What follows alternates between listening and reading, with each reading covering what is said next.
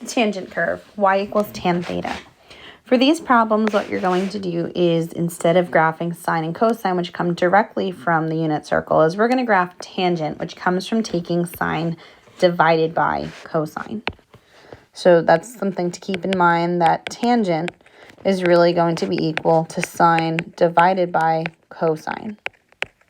So in order to use my coordinates from the unit circle, I'm going to need to divide the second number by the first number. And that's really where these digits came from. So I have that tangent at 0 radian should give us 0. Tan of pi over 6 should be, really that would be a half over root 3 over 2, which would be 1 over root 3, or when we rationalize it, root 3 over 3, and so on. I kind of just keep going around the circle. But you're going to notice a pattern. So when we looked at sine and cosine, it took 2 pi radian for the pattern to repeat. When we take a look at tangent, it actually repeats much quicker than that. It's going to repeat itself after pi. So I see I have 0, root 3 over 2, 1, root 3, undefined, negative root 3, negative 1, negative root 3 over 3, 0, and it starts up again. So it's really only going to take 1 pi for this to repeat itself. So our period here is a little bit different. So let's plot the points we do now. We have 0, 0. The next easiest one would be this pi over 4, 1. So that would be here. I have pi over 2 is undefined, so we're going to put a vertical asymptote there. We have pi over 4, negative 1. We've got pi 0. And we've got, let's see, 5 pi over 4 is 1. That would be here. And we have another undefined. We also see we've got 7 pi over 4, which is going to give us negative 1. 2 pi gives us 0. And we're going to start to repeat. So these are not just straight lines. What these actually are, if we plot the rest of these, are going to form a curve. So it's a curve that's going to get close to these asymptotes. Just like with an exponential function, we get very close to our asymptotes. That's kind of the point, but we never quite reach them. It almost has like a cubic function feel to it.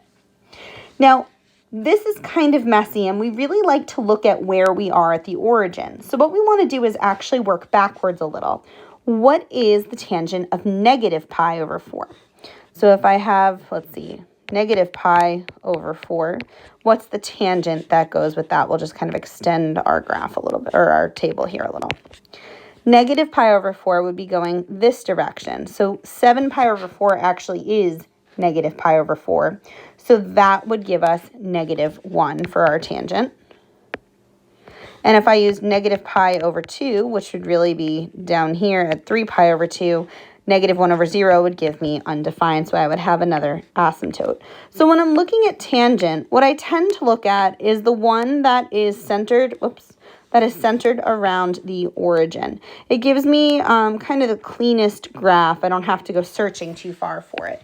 So usually this is the period that I am kind of dealing with if I'm going to be talking about tangent. So if you notice, our period is from negative pi over 2 to pi over 2, which is really a space of 1 pi. So period is equal to 1 pi. Okay. All right.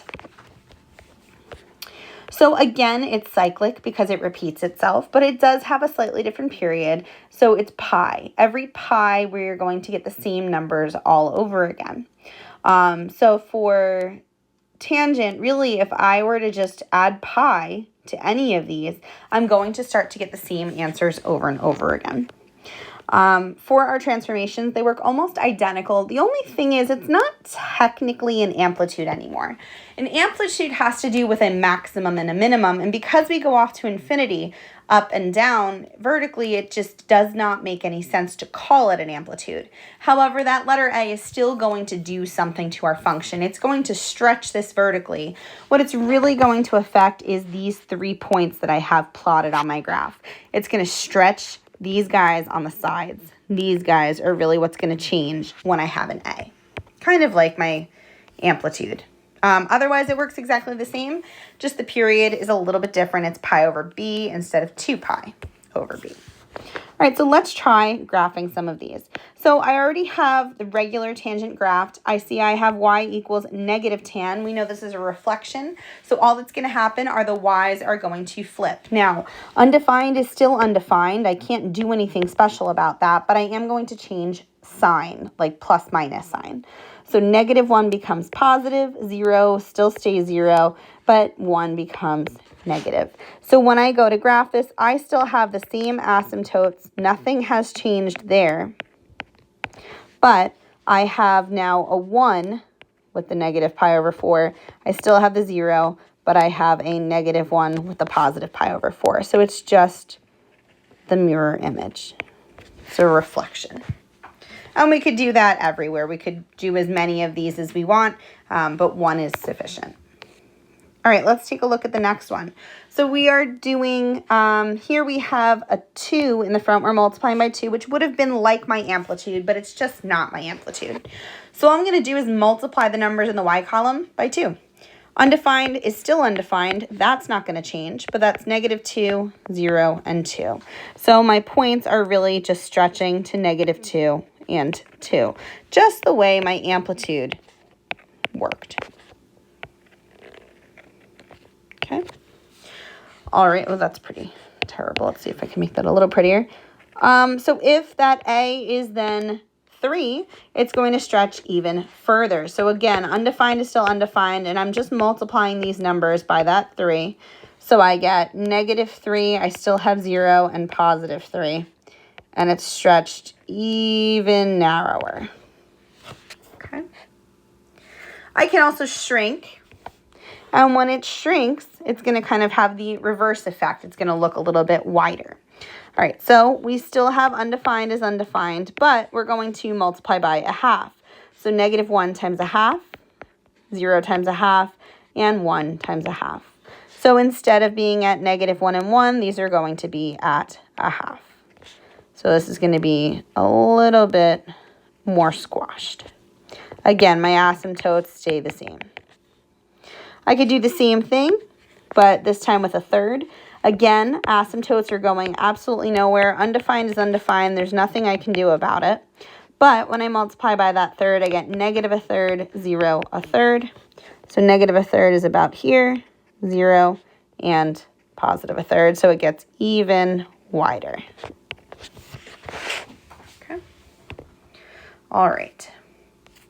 For the next one, we're going to change the period that's multiplying the inside, the x, by a number.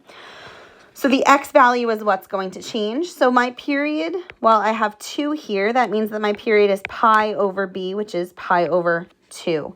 That means I still want to be centered around 0 because I'm not shifting anything, but I want to go a full pi over 2. That means half of it has to be to the left of 0 and half of it is to the right of 0. So half of that would be at negative pi over 4 and positive pi over 4, right? Half of the amount I want is on the left of 0, half is to the right of it. Okay, and then I'm just going to do halfway to get those missing numbers. So halfway between 0 and pi over 4 is pi over 8, and halfway would be negative pi over 8. All right, so undefined is now here at negative pi over 4 and positive pi over 4. See how we've shrunk? This is just pi over 2, a length or a period of pi over 2. And then halfway, we're going to have that negative 1. We still have 0, and halfway we'll have that positive 1. So we just kind of shrunk this down. It's almost like closing my slinky, except it just doesn't quite look like a slinky anymore. Same idea here, it's just with a 3, so that's going to be pi over 3 for my period. Again, I'm still centered at 0, 0, but I want to make sure that I'm doing half of it to the left of 0 and half of it to the right of 0. So half is going to be pi over 6 and negative pi over 6. We might not have a big enough graph here to make this work, but that's okay, we'll squish it. And then halfway would be pi over 12 and negative pi over 12. All right, so pi over 6 is going to be, I don't know, somewhere about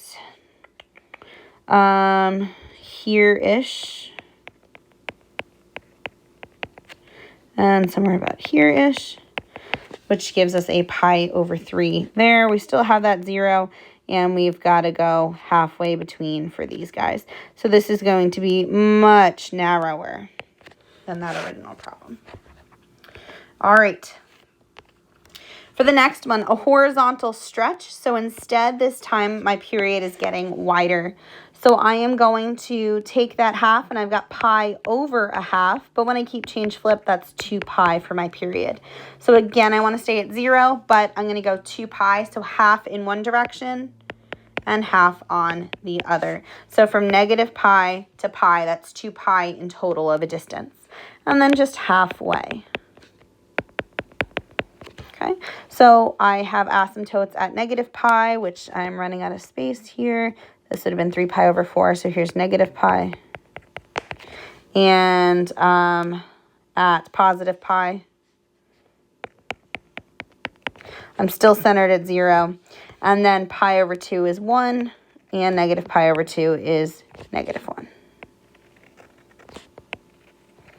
I have a feeling this next one is just not going to fit, but that's okay. All right, so same concept, pi over 1/3. That's going to give us really 3 pi is my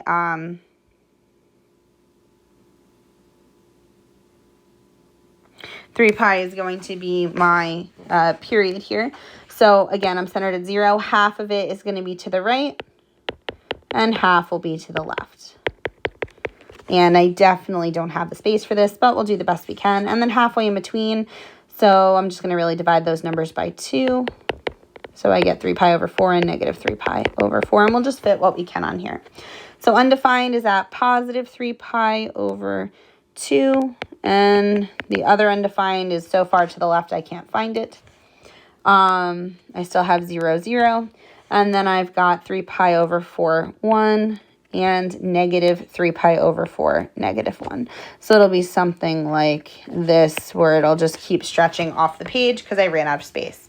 And if you notice between those ones centered at the origin, that green looks like it's been pulled horizontally. It's been stretched wide. So it definitely has a different feel to it. All right, phase shift is literally just picking up the original picture and moving it around the screen. So what I'm really doing here is taking this original problem, right? I've got this original picture right here. And all I want to do is really just pick it up and move it. So because it says that I am doing plus pi over 2, that means I'm going to the left pi over 2 spaces. I am literally going to just pick this up and move it to the left pi over 2 spaces. So 0 has to go to pi over 2. And I ran out of space, but you get the idea. I'm literally just picking it up and moving it to the left. So that means now that I'm at, and I ran out of space here. Oops. This would be centered at negative pi over 2. 0 is the 1 asymptote. The other is, let's see, we've got negative pi over 4 for the 1. We've got negative 3 pi over 4 for the negative 1. And that would make it a negative pi that we can't see over here in the corner. Okay? We're literally just picking it up and moving it. And that's the exact same thing that's happening here. I am going to take my graph. Whoops. I'm going to take my graph and I am going to just pick it up and move it. Okay, so because it says minus pi over 4, that means we're going to go to the right pi over 4 spaces. And I am just going to pick this thing up and I am going to move every one of those points over to the right pi over 4 spaces. So my new center is at pi over 4 instead of 0. My asymptotes are at negative pi over 4 and 3 pi over 4. And then I got negative 1 at 0. And the